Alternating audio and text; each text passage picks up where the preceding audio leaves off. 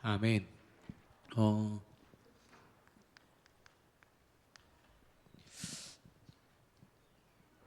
어제도 그 화요 집회를 통해서 금요일은 치유하는 날이다.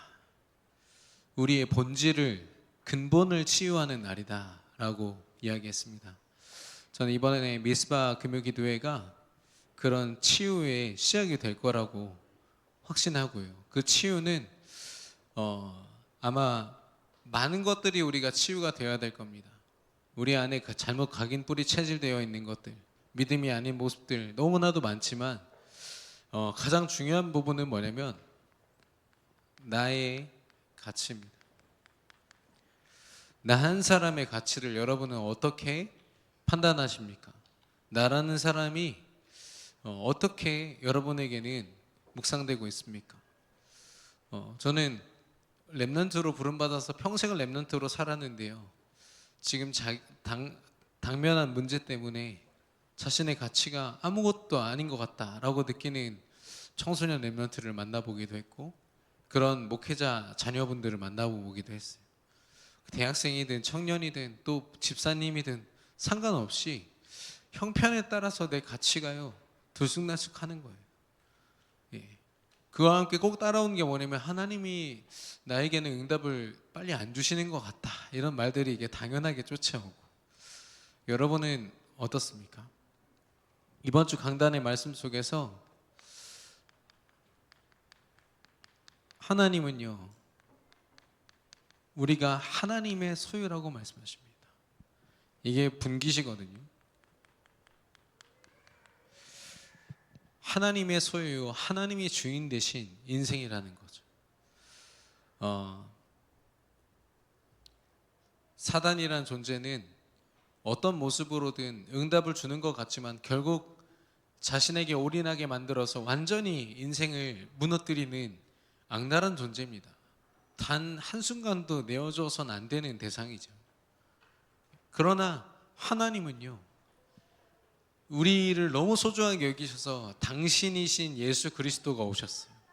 하나님 자체이신 그리스도를 이 땅에 보내셔서 나 때문에 십자가에 죽으시고 왕과 제사장과 선지자의 굳이 그 일을 하신 이유가 뭐냐?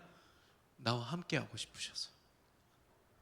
나라는 한 사람을 하나님이 소유하사 하나님이 통치하시고 하나님이 지키시고 하나님이 책임지고 싶으셔서. 여러분, 하나님의 사랑으로 우리가 이 자리에 있는 줄로 믿습니다.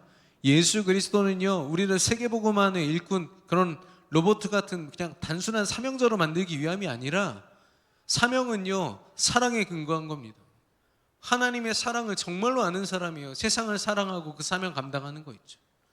내가 해야 돼 말아야 돼가 계산할 필요가 없어요. 내가 가진 이 사랑이, 내 가치가 하나님 앞에서 정말로 발견됐다. 근데요 광야 생활, 출애굽부터 광야 생활까지 계속 보십시오. 바로왕이 뭐라고 했습니까? 저 노예들은 내 거야. 하나님 뭐라고 했습니까? 저 백성은 나의 백성이에요. 소유권 전쟁이 일어난 거예요. 누구에게 속해 있느냐의 싸움입니다. 나의 가치가 어디에서 발견되느냐의 지금 싸움인 거예요. 신명기서가 말씀드렸잖아요. 모세가 유언처럼 남긴 마지막 메시지. 거기에서 지금 가나안을 정복할 엄청난 전쟁의 어떤 방도나 방법을 얘기하고 있지 않아요. 왜냐? 그건 하나님 몫이니까요. 하나님이 하실 거니까. 만군의 여호와 이름으로 너희가 나아가야 되는데 너희가 누군지를 알아라는 겁니다. 저와 여러분은 하나님의 소유인 줄로 믿습니다. 이 하나님이 나의 주인 되심이 곧 내가 하나님의 분기시라는 뜻이죠. 그래서 사람들은요, 불신자들은 내 가치를 만들어가는 인생을 삽니다. 완전 거의 무에 가까워요. 뭐 금수저 흑수저, 그 얘기도 그 말 아닙니까? 시작점이 달랐다는 거죠. 쟤는 원래 가치 있는 상태에서 시작했기 때문에 나랑 달라, 난 차별받고 있어, 이렇게도 표현하기도 하고. 근데 심지어 복음을 가진, 믿음을 가진 이 하나님의 사람들조차도요 내 가치가 하나님 앞에서 발견되지 않으니까, 내가 하나님의 소유다, 내가 하나님의 것이다 라는 게 발견되지 않으니까 내 가치를 만들어가는 신앙생활을 해요. 어떤 응답을 꼭 받아야 되고, 예. 또 그런 응답을 받지 못하면 그 갈급함 때문에요 막 원망하고 불평합니다. 예. 그 원망 불평이 하나님을 향해서 욕을 하지 않더라도 하나님 안 믿잖아요. 어느 순간 하나님 의지하지 않습니다. 기도해도 응답 안 주시는데 뭐.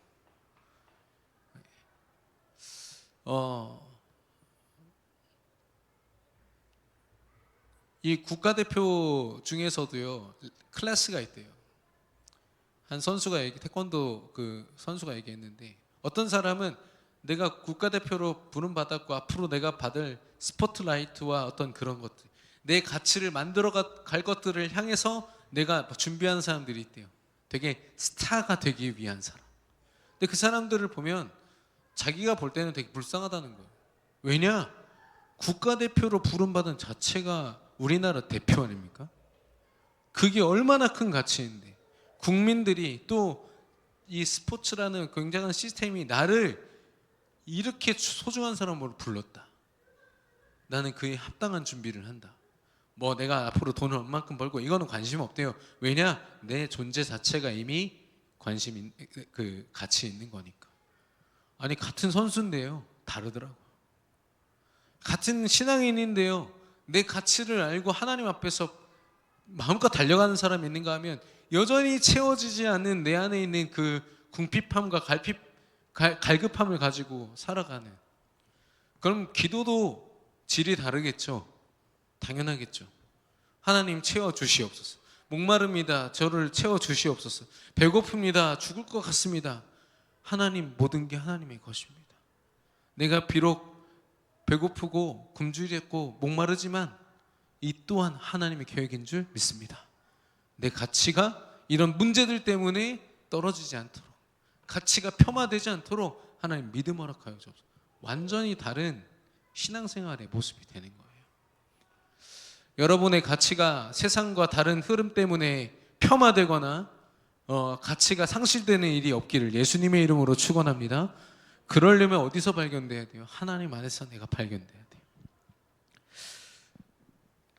근데 하나님은요, 참 그 사랑의 하나님은 하나님이 직접 우리 인생을 경영하시겠다고 말씀하십니다. 단순히 소유권이 아니에요. 넌 내 거 정도가 아니라 내가 너 일거수일투족을 다 내가 너를 가장 선한 길로 인도하고 싶어. 내가 너를 가장 가치 있게 사용하고 싶어. 네 인생을 가장 가치 있게 만들어 줄 거야. 네가 노예로 팔려가도 돼. 또 어떤 나라에 포로로 끌려가고 네 나라가 속국이 돼서 네 나라가 없어져도 상관없어. 내가 너를 가장 가치 있게 만들 거야. 그게 렘넌트 7명입니다. 뭐 렘넌트 7명이 대표라서 그렇지 그 성경에 있는 모든 인물들, 믿음의 인물들이 다 그랬습니다. 자신의 어떤 신앙을요 자기가 가진 형편으로 하니까요 내 안에 계신 하나님 한 분으로 끝나야 돼요. 하나님의 경영하신 기업이죠. 하나님의 재산, 영적인 어마어마한 재산. 그게 바로 나라는 사실입니다.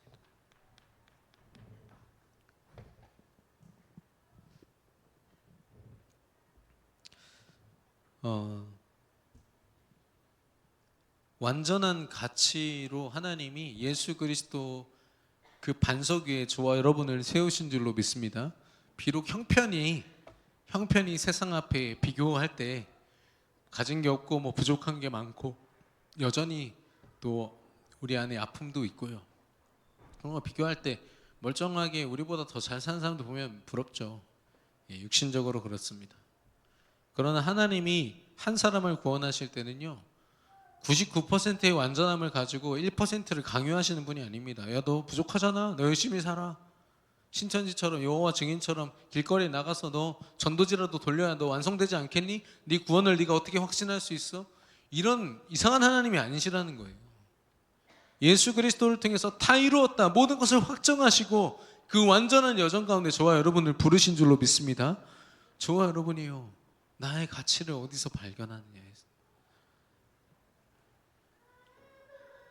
저희 지금 울고 있는 주인공이 요즘에 이렇게 먹는 거에 되게 이렇게 집착을 많이 합니다만은 지난번에 사탕을 들고 있다가 떨어뜨렸어요. 그러면 버려야 되잖아요. 근데 눈치를 보더니 다시 입에 딱 넣더라고요. 그 제가요 새 걸 다시 꺼내가지고 여기 있어라고 했는데요, 이거를 못 놓는 거예요. 입 안에 막 흙이 가득한데 제가 막 입 안에 있는 흙을 막 떨어내고 막 울부짖고 난리.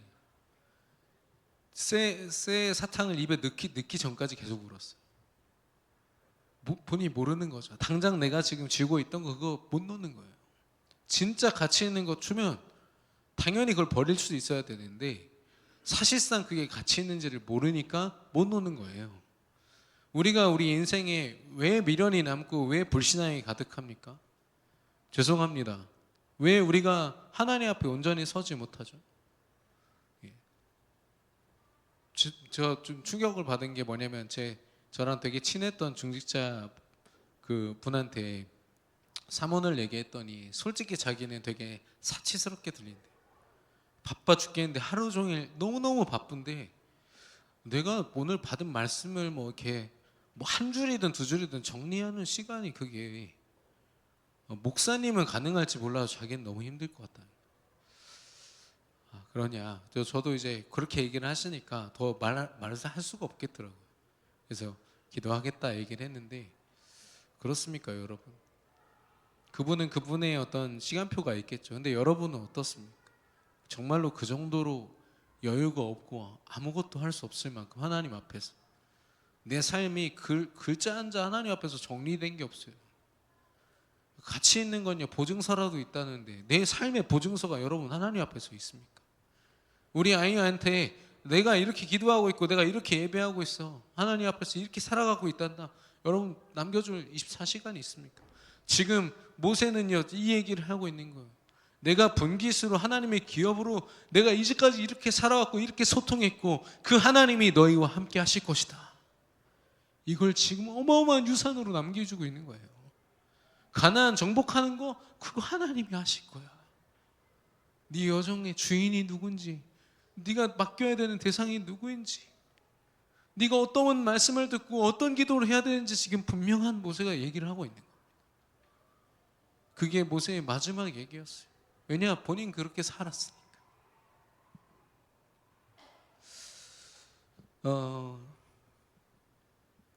그래서 오늘 제목은요 증인의 삶입니다.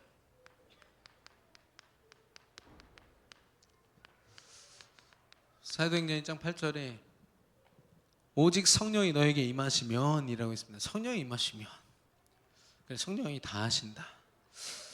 그 말이 어떤 말인지 우리가 좀 깊게 오늘 나누기를 바랍니다.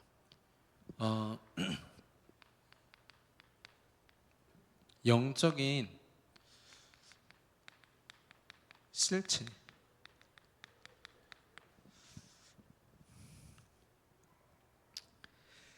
영적인 실체를 저와 여러분이 늘 기억해야겠습니다. 이건 성경이 아니고는 절대로 이 지혜를 얻을 수가 없고요, 또 정확한 그리스도의 말씀을 통해서 분별하는 성령의 지혜가 아니고서는 뭐가 뭔지 몰라요. 어떤 분이 아까 저한테 그렇게 얘기를 하시더라고요. 어떤 장례식장이었어요. 근데 형제 중에 한 명이 죽었는데 그 장례식에 참석한 이제 그 기독교 장이었나 봐요. 여러 목사님들이 계셨대요, 그 자리에. 근데 이 남동생한테 그 형한테였나? 형한테 이 남동생의 영혼이 찾아와 가지고 뭔가를 말해준 거예요. 그러니까 너무 정확하니까 거기서 이제 그런 얘기를 한 거죠. 목사님들 앞에 계신데 그러니까 목사님들이요 반으로 나눠서 싸우는 거예요. 왜냐? 이 아이의 성실함이 자기 그 형제를 불러들일 만큼 신실했다, 하나님이 하신 일이다. 나머지 반은 귀신의 역사다. 여러분 어떻게 보십니까? 여러분 뭘로 판단하실 거예요? 네, 뭘로 판단하시겠습니까? 이따가 결론에서 말씀드리겠습니다. 근데 제가 어제 들었던 얘기거든요. 가족이 어쨌든 좀 안 좋게 돌아가셨는데 그 장례식을 마친 이후에 찾아와. 근데 찾아오는 게 꿈에 찾아오는 거죠. 찾아와서 핸드폰 비밀번호 알려줘요. 깨가지고 눌렀더니 열려. 제가 지금 되게 대충 얘기하는 것 같아서 정말 죄송한데 저는요 어제 너무 소름 돋게 들었어요. 그리고 이거를 하도 이제 그 가족을 못 잊고 핸드폰 들고 있으니까 누가 숨겨놨어. 어디다가. 근데 꿈에 또 나타나서 너 내 왜 핸드폰 숨겼어? 그랬더니 막 집을 온갖 집을 뒤지더니 어디에 야 여기 있다 하고 일어나서 거기 보니까 거기 있어. 누가 거기다 숨겨놓은 거죠. 이거 놀랍지 않으십니까? 그냥 귀신 얘기처럼 들리십니까? 그 가족이 찾아온 겁니까? 저는요 속으로 엄청 울었어요. 왜냐하면 이 귀신이란 놈은요 사실 시간을 주관할 수 없습니다. 하나님만이 시공간을 초월하신 분이거든요. 근데 사단이 할 수 있는 건 뭐냐? 우리 인생에 깊이 개입해서요 그 능력을 총동원해서 한 인생을 무너뜨려 버리는 거예요. 이 사단의 시나리오가 여러분 안 보이십니까? 꿈에까지 나타나요. 그것도 그 가족의 모습으로 나타나가지고요 한 인생. 감사하게도 자기는 이런 거 안 믿는다면서.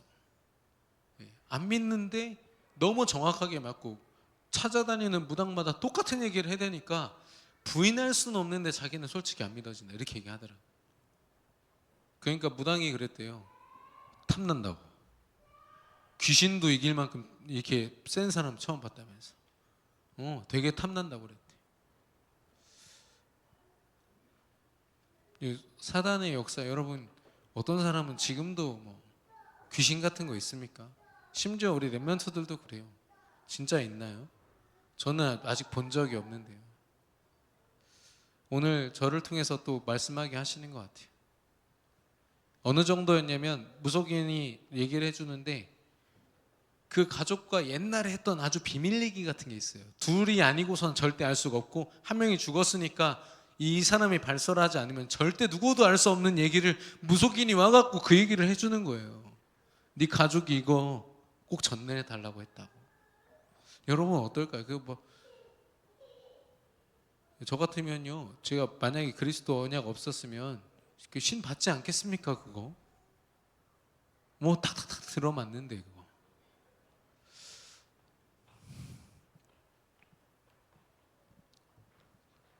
저와 여러분이 가진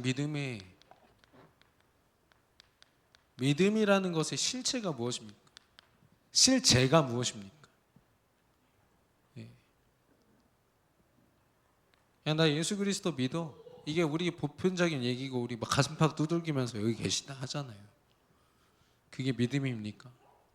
그게 우리를 강하게 하든가요? 맞습니다. 우리를 강하게 합니다. 그런데 그 믿음을 여러분은 어떻게 누리고 어떻게 사십니까? 사도행전 1장과 2장에서 오늘 좀 나누려고 하는데 이 믿음의 실체는요 사도행전 1장 14절입니다. 그들이 한자리에 모여가지고 오로지 기도에 힘쓰는 겁니다. 예수님이 그들에게 주신 예수 그리스도의 언약 모든 문제를 십자가에서 다 이루셨고 하나님 나라의 일을 40일 동안 설명하셨다고 했어요. 그럼 그 감람산에서 하나님께 받았던 그 말씀 예수님을 통해서 받은 그 말씀을 기억하면서 그들이 성령 하나님이 오실 것이라고 천사들이 약속했거든요. 예수님도 약속하셨고 그렇기 때문에 그 약속들을 기억하면서 기도했단 말입니다. 138은요 누가 정리해낸 어떤 다른 내용이 아니에요. 성경에 있는 그 자체입니다. 초대교회 성도들이요 뭐 붙잡고 기도했겠냐고요. 거기에 있는 베드로조차도 지금 당장 무엇을 놓고 기도해야 될지 몰랐어요. 근데 기도 제목을 말씀을 통해 주셨기 때문에 그 언약을 붙잡고 오로지 기도에 힘쓴 겁니다. 실제 기도로 붙은 거예요.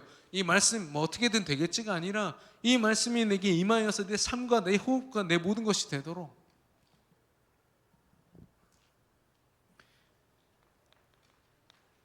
강단에서 선포하신 예수 그리스도의 분명한 말씀 그리고 기도, 이게 저와 여러분의 믿음의 실제가 되기를 예수님의 이름으로 축원합니다. 야, 나 믿음이 있다 이렇게 얘기하지 마시고 나 지금 기도하고 있어. 나 강단 말씀 붙여 기도하고 있어. 이렇게 나오셔야 돼요. 내게 주신 언약 붙잡고 기도하고 있어. 물론 우리 귀한 담임 목사님 또 전도자 목사님들 세우셔가지고 앞에서 언약의 말씀 선포하시지만 그 말씀들을요 하나님이 우리를 사랑하셔서 그리스도의 언약을 직접 전달하시는 줄로 믿습니다. 우리를 위하여 준비된 말씀. 그래서 이들을 보면은 기다렸어. 왜냐? 이 말씀 붙잡고 기도하는 내 상태 아니면 다 내 것밖에 없어요. 내가 해야 돼 다. 당장 이 사람들이 질문하지 않습니까? 이스라엘 언제 해방되죠? 이 고통에서 언제 해방됩니까? 보통 관심이 문제 해결되는 것밖에 없어요. 이 기다림이라는 건 뭡니까? 하나님께 집중하는 걸 기다림이라고 합니다. 무작정 막 기다리는 게 아니죠. 반드시 응답하시고 반드시 나와 함께 하셔서 그 뜻대로 이루신 하나님 앞에 집중하는 거예요. 저와 여러분은요, 우리가 행동하는 것보다 기다림의 시간이 더 필요하다고 저는 확신합니다. 기도의 시간이 너무 부재하고요, 너무 부족해요. 제가 어제 이 귀신이 한 영혼을 완전 두고 그 가정 가문을 농락한 얘기를 듣고 나서요, 하루 종일 기분이 너무 이상했어요. 밥은 너무 잘 먹어서 제가 할 말이 없습니다만은 제가 기분이 너무 찝찝하고 좀 죄송해요. 좀 더러웠어요. 사단이 이 정도까지 하는구나. 한 영혼을 무너뜨리는데. 우리의 믿음이요, 너무 대충 그냥 관념적으로 막 넘어가요. 말씀 들었어. 그래 좋다. 이번 주 좀 힘들었어. 말씀으로 힘얻자. 우리 어떤 패턴들이 있습니다. 순간순간 파고드는 이 불신앙을 이길 수 없는 우리 삶 속에 있는 패턴들이 빨리 깨져야 돼요. 사도행전 2장 1절. 성령 하나님이 오순절 날이 이미 이름에 그들이 다 같이 한 곳에 모였더니, 성령 하나님이요 이 자리에 임하신 거예요. 마가다나 방에. 무슨 말이냐면 하나님은 틀림없이 그들과 함께 하시고 그들에게 역사하셔서 그들에게 주신 말씀 그대로 역사하시는 거예요. 당장 눈앞에 펼쳐지는 역사가 없을지라도 하나님이시잖아요. 약속하신 분이 하나님이시잖아요. 그 제가 지난주에 말씀드렸습니다. 하나님이 표현하신 말 중에 내가 너에게 명령하지 않았냐, 내가 너에게 말씀하지 않았냐, 내가 너에게 주지 않았냐, 약속하지 않았냐, 이렇게 질책할 때가 되게 많으세요. 그 말은 뭐냐면 내가 성취할 거를 왜 못 믿냐 이 말이죠. 왜 너희들 뜻대로 너희 맘대로 나서서 나를 믿지 못하고 의지하지 못하냐, 그 말씀이거든요. 여러분, 강단 말씀이 선포됐으면 하나님이 그대로 성취하실 줄로 믿습니다. 그게 아무리 어렵고 힘든 일일지라도 하나님의 그 안에서요 우리와 함께 하시고 역사하시는 겁니다. 이 성령 하나님이 내 인생에 변함없는 망대로 예수 그리스도를 믿는 믿음의 실제가 되셔서 나를 위한 모든 여정을 다 준비하시고 세계 복음화라는 모든 것을 다 살리고 회복하는 하나님이 예비하신 세상의 끝, 천국 복음이 땅 끝까지 증거되어야 하리니 그제야 끝이 오리라. 우리가 끝이라고 끝이 아닙니다. 물론 이 디모데후서에 보면 바울이 얘기합니다. 종말의 때가 오면 사람들이 자신을 너무 사랑하게 될 거라고. 하나님보다 자신을 더 사랑하게 돼. 나밖에 모르는 세상이 될 거다. 이렇게 얘기를 하거든요. 영육 간에 그 선함과 악함을 구별할 수 없는 시대가 온다라고 얘기해요. 지금이 그렇지 않습니까?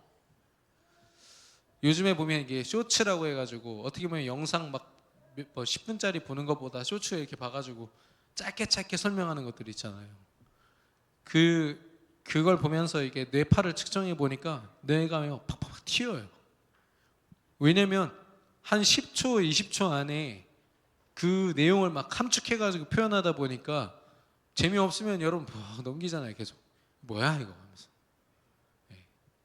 우리 랩런트 고개 푹 숙이는데 그 사람들 다 지금 범인들이에요. 근데 이 그 잠깐의 시간에 뇌에 자극을 줘서 기억하게 만들려고요. 얼마나 자극적인 소리와 그 영상을 담아놓는지 몰라요. 그러니까 뇌가요 쉴 수가 없대요. 쉴 수가 없다고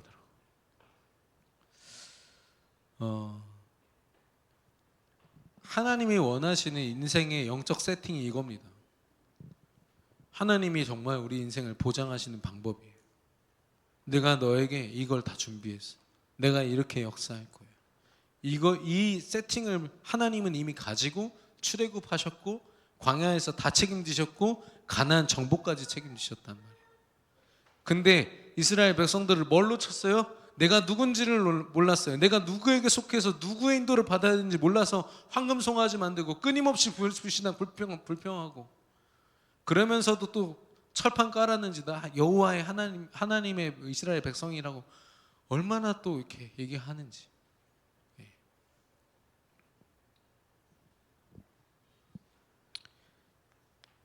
우리는 이 믿음의 실체를요 이제는 진짜 도전해야 됩니다. 강단 말씀 붙잡고요. 우리 구역에서 모이든 어떤 사역에서 모이든요.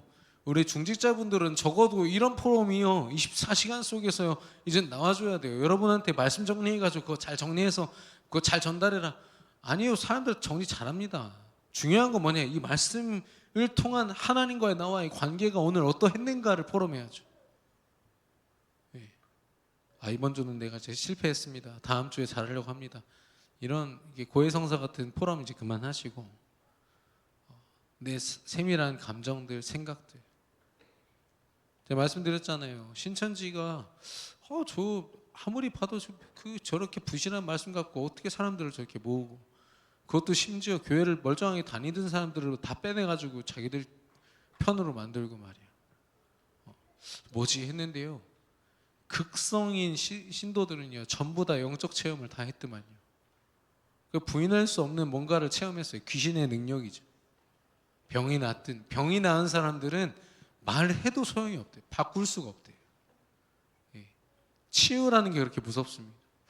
그리스도 안에서 치유받는 거, 치유가 되든 안 되든 간에 하나님의 역사하심을 체험한 사람들은요 너무너무 감사한 거예요. 그런데 그런 치유들도요 사람들이 인생을 바친다니까요.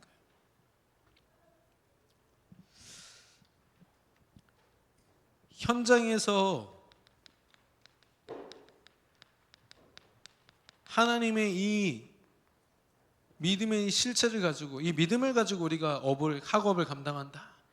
어떤 일이 일어납니까? 먼저 확인하게 되는 건요, 나를 위하여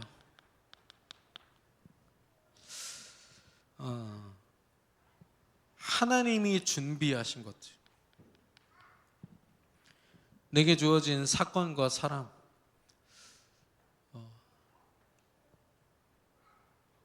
물론 저도 더 예민하게 기도하고 사단에게 속거나 또 어떤 사람의 생각이나 어떤 그런 것들, 저 같은 경우는 좀 제 약점 중에 하나가 이게 사람과의 관계입니다. 그게 무너지는 걸 되게 두려워하는 사람 중에 하나거든요. 사역을 할 때 되게 치명적이기도 합니다. 그 부분을 두고 더 기도하고 더 깨어 있으려고 노력하거든요.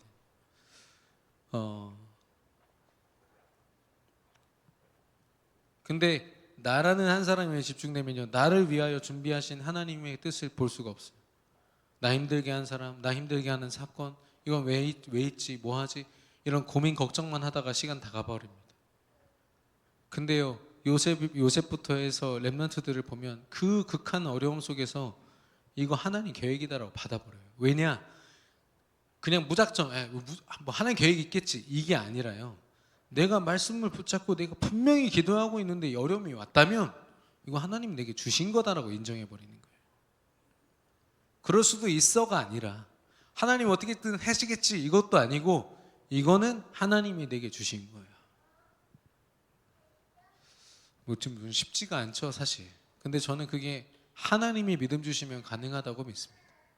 그래서 믿음의 선배들, 특별히 죽게 된 사람들 있잖아요. 우리나라에 처음 와가지고 이제 우리 양화진 선교사 묘비 가면은 이제 확인하게 되겠지만, 어떤 선교사님은 배에서 내려서 예수 예자도 말 못하고 활 맞아 죽고 막 이랬어요. 근데 그들이 그 상황을 비극적으로 여겼냐? 그렇지 않아요.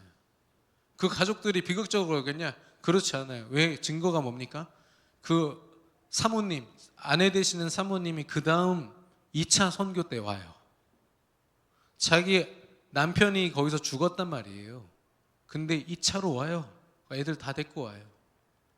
그러면서 자기 남편이 당신들 손에 죽었는데 그것 또한 하나님 계획이었다. 당신들에게 복음을 증거하기 위해서 하나님이 주신 계획이었다. 얼마나 가슴 아픕니까? 남편을 멀쩡한 사람을 잃었는데. 그 사람들이 막 나이가 많은 것도 아니에요. 30대 초반, 20대 후반. 그걸요 그냥 받아버려요. 하나님의 계획이었다. 그러니까 자녀들까지도 선교사로 준비해가지고 아버지와 똑같이 파송돼가지고 그런 역사들이 얼마나 많은지 아십니까? 이게 인간의 계산으로는요 절대 할 수 없는 것들이 믿음 안에 일어나고 있는 거 있죠. 사람과 사건, 하나님이 구원받은 저와 여러분을 위하여 우리가 살아갈 모든 24시간을 다 준비한 줄로 믿습니다. 근데 그래서 우리는요 좋은 거 선택하면 안 됩니다. 잘 되는 거 선택하면 안 되고요, 그 모든 것을 가장 선한 길로 합력하여 선을 이루시는 하나님을 선택해야 되는 줄로 믿습니다. 그 하나님을 선택하는 방법은 말씀과 기도로 하나님께 집중하는 것밖에 없어요. 계속 집중해야 됩니다.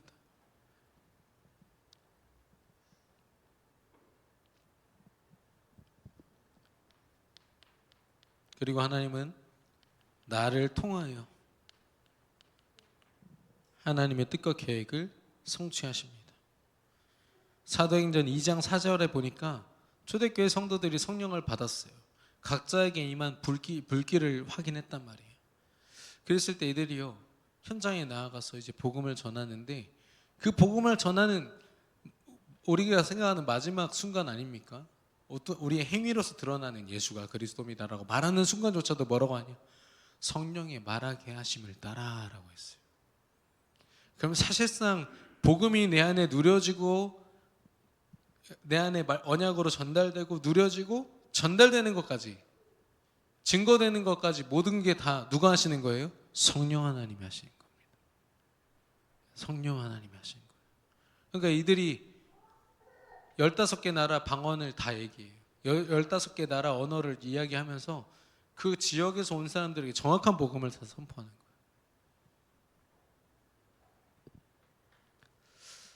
우리의 형편이 아닙니다. 수준 아닙니다.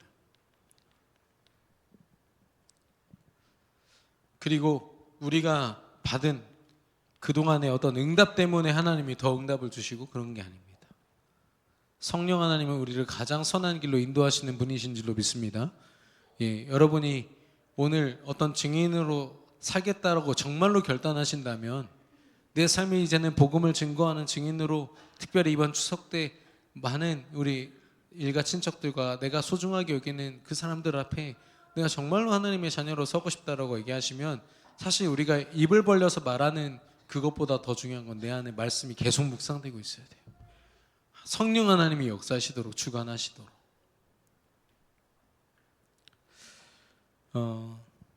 그러면 확인하는 거죠. 행하라가 아니라 확인하는 겁니다. 하나님 하신 거예요. 누가 확인했어요? 불신자들이 확인했어요. 쟤네들 갈릴리 출신, 완전 시골 출신들 아니야? 근데 어떻게 다른 나라 언어들을 하지? 하면서 이제 그 호기심이 폭발했죠. 그 복음을 듣고요, 몇천 명이 단기간에 확 제자로 일어나 버렸어요. 뭐 전도가 몇 명이 됐다가 중요한 게 아니라 하나님이 하시면 가능한 거죠. 그들의 수준으로 했다면 그 수준에 머물렀겠지만 그 수준을 능가하는, 근데 그들이 했던 걸 보면은 성령 하나님께 정말로 인생을 맡기고 기도하고 기다리면서 하나님이 역사하시도록 했다는 거죠.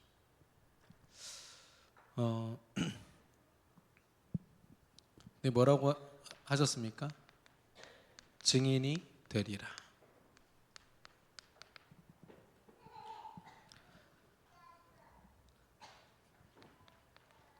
사도행전 3장 1절에서 10절 보니까 안진뱅이가 나옵니다. 이 성령의 역사를 체험한 베드로, 이미 부활하신 예수 그리스도의 능력을 체험했어요. 그런데 이제는 그 부활의 능력으로 그 성령이 나와 함께 하시고 나를 위한 모든 준비를 마치시고 나를 완벽하게 인도하신다는 믿음까지 생겨버렸어요. 이제는 시각이 바뀌죠. 그렇죠. 내가 보는 사람들을 예전 같으면은 저거 어떻게 하지? 그냥 안타깝게 지나갔던, 믿음 안에서도 그냥 이렇게 지나갔던 현장인데 그날은 주목하여 봤다고 했어요. 왜요? 하나님이 나를 위해서 허락하신 현장. 그동안은 뭐 챙겨주고 좀 업어다주고 봉사활동 비슷하게 도와줬다면 베드로가 뭐라고 얘기합니까? 이 사람은요 지금 영적인 피로를 채워줘야 되는 사람이에요. 날 때부터 걷지 못했던 사람. 걷는 방법 자체를 몰라요. 걸을 수 있는 근육 자체가 없어요. 불신자들이 그렇습니다. 행복이 뭔지 몰라요. 하나님 안에 거한다는 게 뭔지 애초에 모르는 사람들이. 교회를 다녀봤어도 그 진짜 행복이 뭔지 모르고 달란트 시장 때문에 어렸을 때 갔거나 아니면은 자기 응답을 쫓아서 종교 생활하고 다른 모습으로 하나님 섬겼던 그런 사람. 그 사람들이 정말로 그리스도의 복음을 안다. 그건요 그들에게 필요한 모든 영적 필요가 다 채워지는 시간인 줄로 믿습니다. 제가 아까도 이제 병원에서 이렇게 말씀 나누는데 계속 사람이 늘어나니까 우리 이제 전서구 장로님도 이제 합세하셔가지고 같이 예배를 드려요. 와, 근데 막 아멘 소리가 너무 커가지고 이제 쫓겨나겠다 조만간. 하나님 이게 우리가 하나님께 온전히 예배할 수 있는 장소를 허락해 달라고 이제 기도 제목을 가지고 있는데 아까도 저 포함해서 한 7명이 같이 캠핑 둘러가지고 포럼하면서 말씀 나누고 이렇게 했는데 거기 앉아 계신 분들은 진짜 무속인 한 번을 찾아간 적이 없을 만큼 교회를 다 다니셨어요. 그리스도의 의미를 모르고 성경을 그렇게 외웠는데도 외우다시피 읽었는데도 잘 모르시는 분, 그런 분들이 모여 계세요. 지난번에 말씀드렸다시피 교회 전도사님까지 하신 분이 자기 아들을 저한테 부탁하셔가지고 영접도 하고, 하나님이요 제가 누리는 작은 행복으로 또 우리 장로님이 누리고 계신 작은 행복으로 하나님이 한 분 한 분을 초청하는 거예요. 근데 대상자들이 또 있어요. 또 있고 또 있어요. 갈급한 자들이 얼마나 많은지. 저는요 그동안 갈급하다고만 얘기했는데 어제 그 귀신의 시나리오 속에 있는 그 사람을 보고요 제가 제발 일주일에 한 번만 만나자. 내가 막 믿음 같은 거 강요 안 할 테니까 하나님이 누구신지에 대해서는 한 번은 들어봐야지 않겠냐. 한번 대화 나눌 수 있도록 기회를 줘라. 제가 웬만해서는 이 복음 갖고 부탁 안 하는데 제가 그렇게 얘기해요. 너무 안타까워서. 제가 그때 보고서 갈급함이 단순한 갈급함이 아니에요. 불신자들이 느끼는 그 불행함은요 단순한 불행함이 아니라니까요. 사단이라는 놈이 완전히 운명을 딱 지어놓고 너는 이 땅에 살 이유가 없어. 나라는 존재가 완전 상실돼서 극단적인 선택을 할 때까지 몰아가는 거예요. 제가 그랬다니까요. 살아 계셔줘서 너무 감사하다고. 그 정도로 너무 처참했어요. 어제 또 막 커피숍에서 했는데 빵을 또 얼마나 많이 사주셨는지. 근데 하나도 못 먹었어요. 어떻게 먹습니까? 그런 얘기를 들으면서 막 빵 먹고 있어봐요. 얼마나 추해요. 먹고 싶은 생각도 없었어요. 결국 그 빵을 다 버렸다니까요. 몇만 원치 산 걸 다 버렸어. 그 정도로 그 상황이요, 그 자리가 너무 무거웠어요. 사단의 역사가 이렇구나.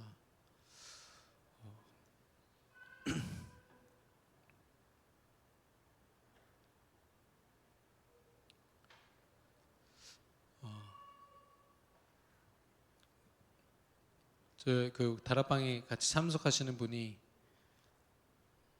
이제 정신적으로 문제 있는 사람들을 또 만나고 그 사람을 돕는 일을 하세요. 근데 어떤 아이가 이제 그런 문제가 있는 거예요. 알고 보니까 얘가요 어렸을 때부터 귀신을 본 거예요. 귀신이랑 대화를 하고 그게 자기 삶이 돼가지고 당연하게 느끼는. 그게요 그 일반인들한테는 그게 문제 있어 보이잖아요. 그걸 가지고 이제 부모님도 얘를 그냥 병원에다 입원시키는, 할 수 있는 게 그거밖에 없으니까. 근데 본인은 이 귀신이라는 존재를 인지하고 있는 건데 영적인 치유가 필요합니다. 그분이 그러시더라고요. 우리 교회도 아니세요. 영적인 치료라는 시스템이 필요합니다. 이 안진뱅이를 봤을 때 돈 줘야겠다, 이 사람 어보다 줘야겠다, 이걸 넘어서 이 사람에게 그리스도가 필요하구나라고 느낄 수 있는 증인이 필요합니다. 시스템이 필요합니다. 얘기하는데요, 저 하나님 음성으로 들리는 거예요. 그렇게 말씀해 주셔서 감사합니다라고 했어요. 우리 랩런트들은 어떤지 모르겠습니다. 우리 초등부 랩런트들 중에는 또 중고등부 랩런트들 중에 그런 랩런트가 없겠죠. 베드로가 뭐라고 합니까? 내게 은과 금은 없거니와 내게 있는 것으로 내게 주노니. 베드로가 소유하고 있던 건 하나님이 주신 어떤 응답입니까? 아니에요. 하나님 자체였어요. 예수 그리스도였어요. 그래서 내가 가지고 있는 거, 내가 다른 거 없어. 근데 내가 가지고 있는 거 너한테 줄 건데 그게 뭐냐? 예수 그리스도야. 내가 소유한 건 이거밖에 없어. 근데 이게 전부야. 너를 치유할 유일한 방법이야. 저와 여러분이 소유한 게 오직 예수 그리스도만 되기를 예수님의 이름으로 축원합니다. 우리가 여러 가지 막 붙잡고서 하나님 앞에서도 내 욕심 막 내고 있는 것들 있잖아요. 빨리 내려놓으세요. 하나님이 여러분 가장 선한 길로, 가장 가치 있는 길로 이미 인도하고 계시다니까요. 왜 내 가치를 세상 속에 찾아야 됩니까? 끊임없이 내 인생을 사단의 소나기에서 끊임없이 속이고 우리 후대들을 속이려 하는 저 세상 흐름 속에서 왜 우리 가치를 찾아가지고 이게 나구나 이렇게 머리가 만족해야 됩니까? 그럴 필요가 없는 거 있죠. 이걸 체험한 베드로가 뭐라고 얘기하냐면 다른 이름이 없다. 구원을 받을 만한 다른 이름을 우리에게 주신 적이 없어. 오직 예수밖에 없어. 앞에 있는 사람들 막 율법 학자들에다가 공회니까요. 종교 지도자들 다 모였습니다. 바리새인부터 해가지고 성경 딸딸 외우고 모르는 게 없는 사람들, 기도 뭐 다른 사람보다 몇십 시간씩 더 하는 사람들. 사람들은 그런 게 유산이라 생각한다니까. 내가 가진 어떤 영적인 유산이라 생각해요. 나 기도 많이 해. 야, 나 봉사활동해. 나 교회에서 많이 헌신한다니까.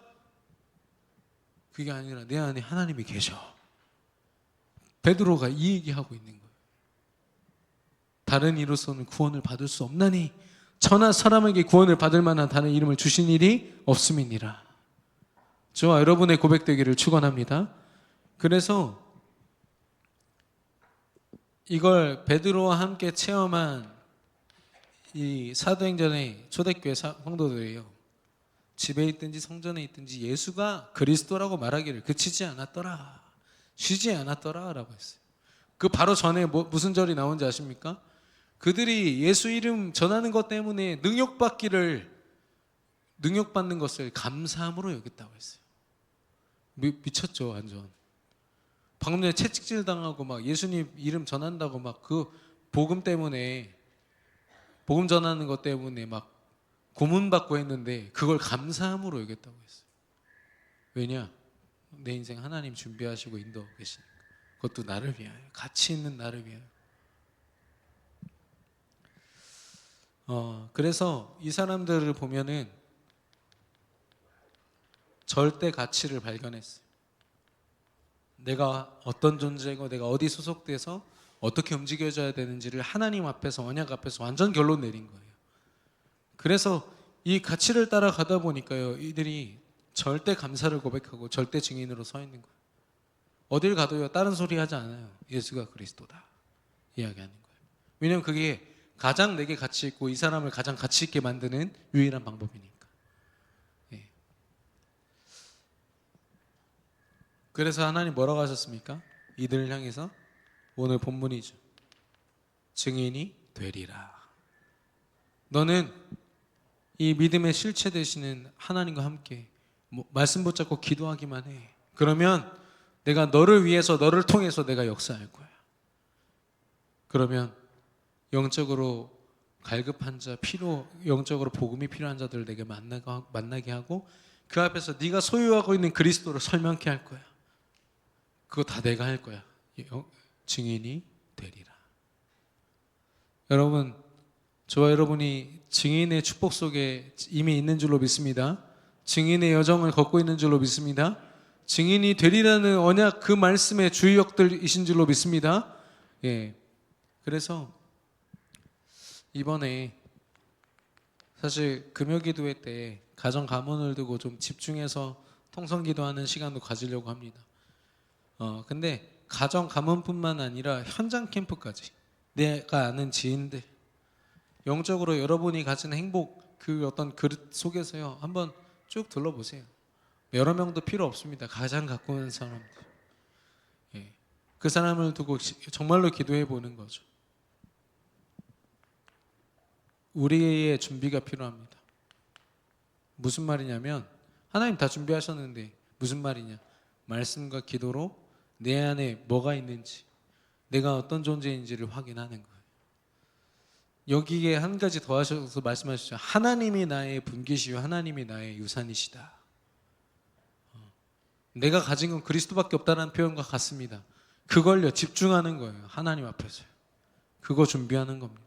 그 영혼을 만나기 전까지요 이 어마어마한 가치 있는 복음을요 포장하고 또 포장하고 포장해서 이 사람에게 딱 전달하는 겁니다. 너무 가치 있게. 근데 우리는 막 부끄러움과 여러 가지 성격 뭐 이런 것 때문에 툭 던져놓고 믿으려면 믿든가 오다 주었어 뭐 이런 거 있잖아요. 그렇게 전달되면 안 됩니다. 복음이요. 받는 사람이 볼 때도 야 이렇게 귀한 복음이. 저는 이렇게 전달했을 때 막 기분 나빠하면서 거절하는 사람 못 봤어요. 이렇게 가치 있게 전달하는데 막 미안해가지고요. 죄송한데 안 믿어져요.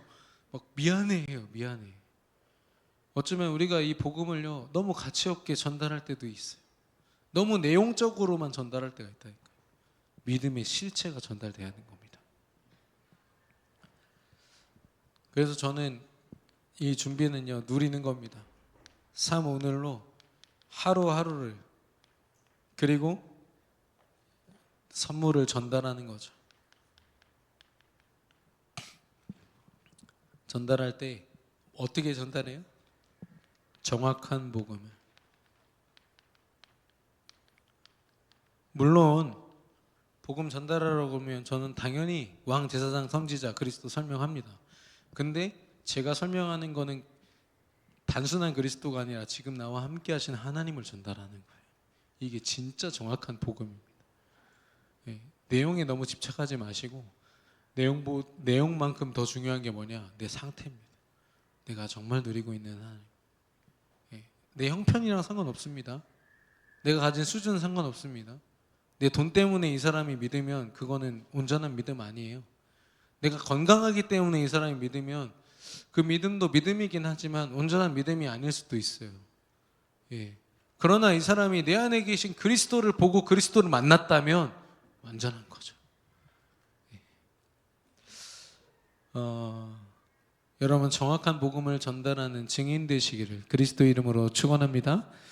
예. 오늘 말씀 기억하시면서 성령을 기다리며 기도하는 자 삶 오늘 가운데 하나님의 역사하심을 늘 기다리는 자, 누리는 자 되게 하옵소서.